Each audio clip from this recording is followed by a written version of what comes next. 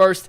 NFL fans, you can start the season big with a big return on FanDuel, America's undisputed #1 sportsbook. When you get a hunch in the middle of the game, you can check out all the latest stats, view live play-by-play, and so much more on the same page where you place your bets. You get started with $200 in bonus bets guaranteed when you place your first $5 bet. That's at FanDuel.com/UCSS. Never waste a hunch and make every moment more with FanDuel, an official sportsbook partner of the NFL.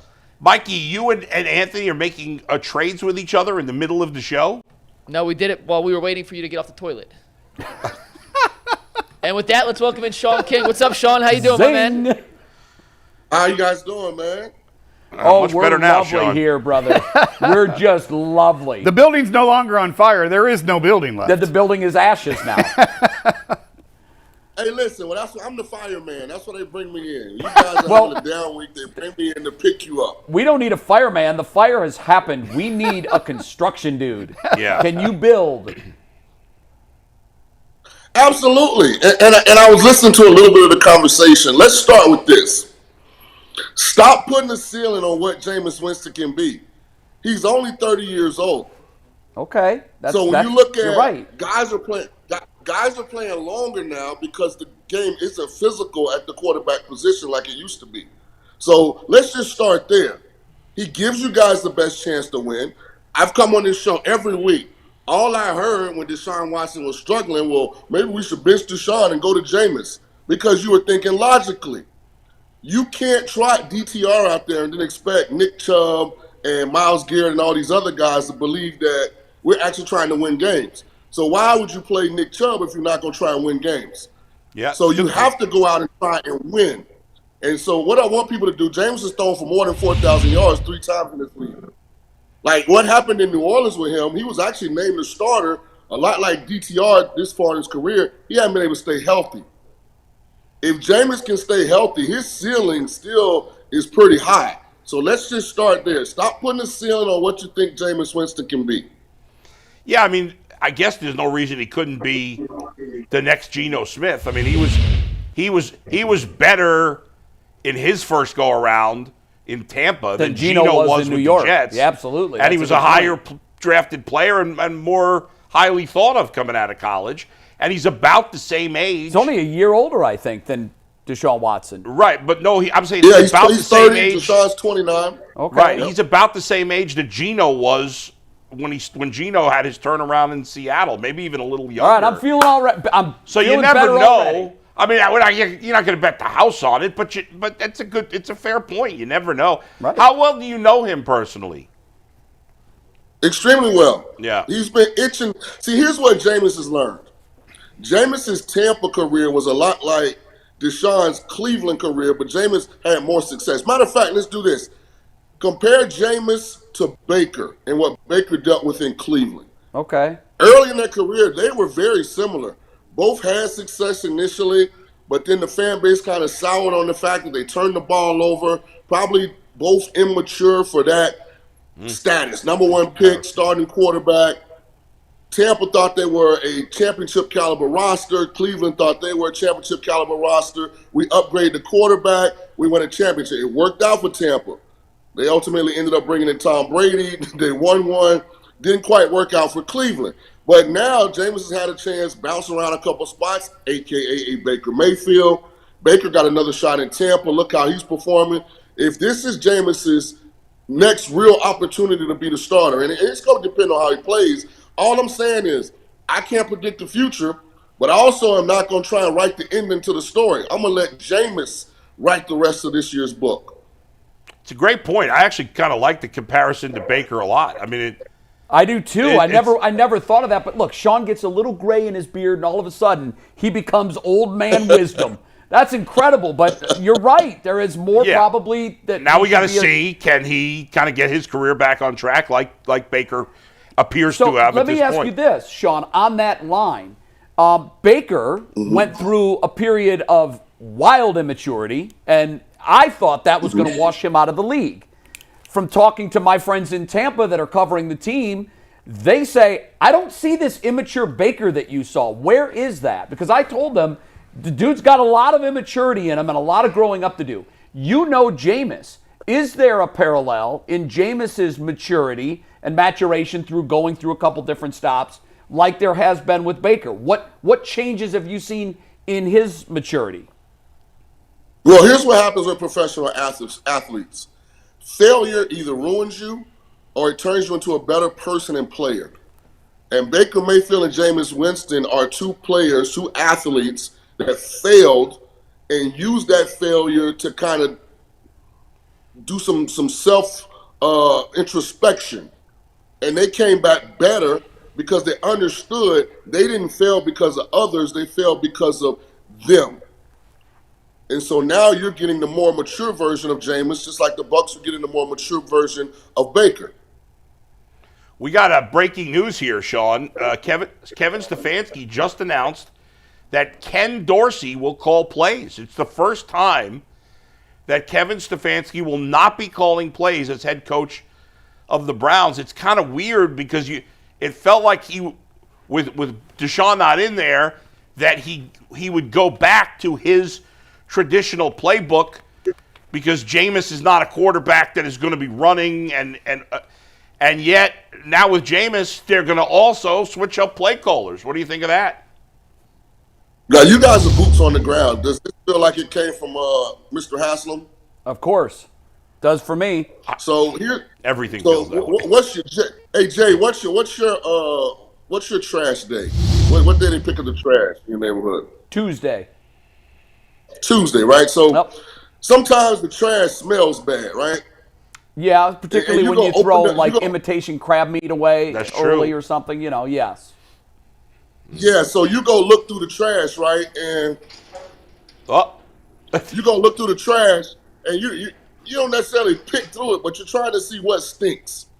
Yes. Because at some point, right, you're just gonna throw it all out. Say the hell with it.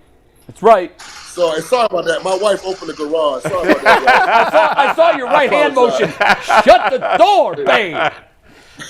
I'm sorry, y'all. So back to my analogy. Yeah. Jim Haslam, this is his way of delicately picking through the trash. I got the rest of the year to find out, okay, what is it that's making this stink?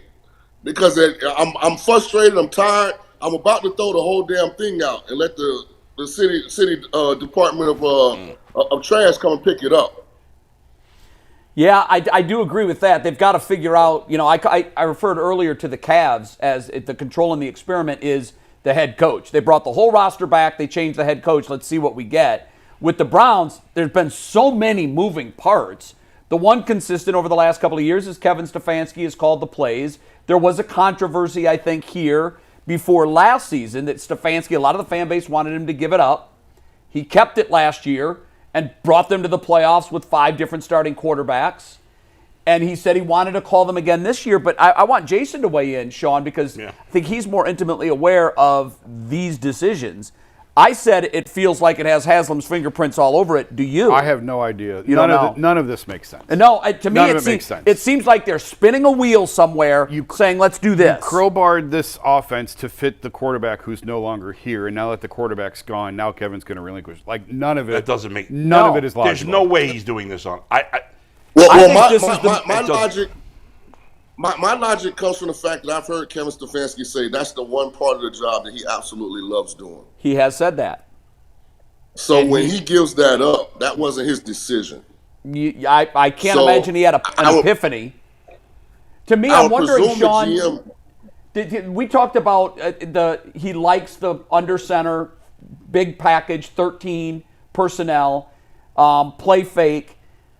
Now that the quarterback that you installed a spread offense for is gone, maybe Kevin said, now I'm going to re-implement what I like to do. And maybe the owner or someone else in the organization saw that and said, no, we're committed to this. We're going to change the play calling duties and give them to Ken Dorsey. None of it makes sense other than to say, this is what the Browns are and do. This is it. There's a million points on the horizon that they're going to at the same time, and because of that, they never get anywhere. And Shaun, real quick, you know this league better than anybody. This tells me they're considering firing the coach. 100%. Absolutely. So before my wife opened the garage and threw me completely off center right there, guys. Yeah. The garbage analogy was Haslam's about to just empty the garbage, throw the whole thing out. I think this is him just slightly lifting up the lid. Do I see anything at the top of it that I can take out to eliminate the smell? And so that's taking the play calling away from Stefanski. And he probably presented it like this. Listen, Kevin, I believe you as a play caller, but we had a damn kickoff ran back for a touchdown. Maybe if you weren't so involved in the offense, you could oversee more of what's going on in special teams and the defense and be the actual head coach on game day instead of the part-time head coach because you're calling plays. So maybe that's his plea with Kevin to see, can you be a CEO kind of a head coach? That's fair. I think this is the beginning of the end. Oh, yeah. And Stefanski is coaching the Philadelphia Eagles I next just year. would like on on the opening record- day. So let me bring up a point, guys, that I was thinking about this week. What if Haslam needs to burn the whole building down? And here's why. Deion Sanders' son, Shedeur Sanders. I don't think there's a consensus number one quarterback right now. I don't think there's a consensus number one pick. I know a lot of the Browns fan base would love for Cleveland not to be successful on the field and get the number one pick. But I got to thinking, and you guys tell me, was the Browns one of the organizations he was talking about? This preseason, before the year started, Deion Sanders said, my son's going to be the number one pick, and there are certain places he isn't going. Oh, yeah, I'm sure he doesn't want him going here. Yeah, but Sean, before the NFL season started, there was no world in which the Browns were going to be in contention for the first overall pick, in my view. Right, but Jay, and I don't overvalue their roster. I don't. You think Deion's going to let him go to No. here? No. Yeah. Listen, I don't think Deion would let that happen. Yeah. What I'm saying is, if he had teams in mind, I'm not sure Cleveland would have been on his list because I don't think there was a sane world where he could have looked at this and said, well, the Browns might end up with the first pick. The only reason I'll disagree with that is because he mentioned teams that he mentioned. Who did he mention? Mike, he mentioned Dallas. Like, Dallas is not going to be looking for a quarterback. They got Dak Prescott. No, but that's probably... He mentioned other teams that have quarterbacks already. Yeah, I don't know. And Jay, the reason I brought it up was because obviously Carolina would have been on that list, but when he said that, you would never think Carolina would be in the market for a quarterback either. No, you're right. And they could potentially be. So that's the context around this was maybe Haslam needs to burn the building down and rebuild it because it has a stench on it. I'm going to give you a little insight of being a Browns fan for my entire life, and I know that you follow this very closely. You're really new to being focused on the Browns. You had made an analogy before, maybe he needs to take out the trash.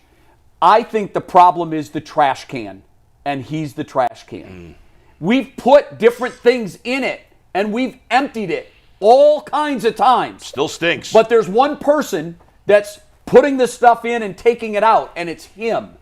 And it's my assessment that they are rotten at the top, and it all filters down. And as long as he is the owner of this team, and I've maintained this for a long time because I've been told by people that know a lot more about this than I do, as long as he is the owner of the team, I never can envision a time where they are the top of the heap. I just don't see it. Well, it's interesting because Carolina fan base thinks the same way. And they might be right too. Check the emails. Find somebody to check the emails. That's how they got Dan Snyder out of Washington. It all started with the emails. That's right.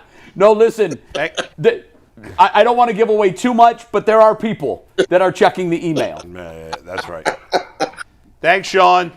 Sean, you're the best. Hey, man. Love you guys, man. Hey, love you, brother. Love you, brother. You too.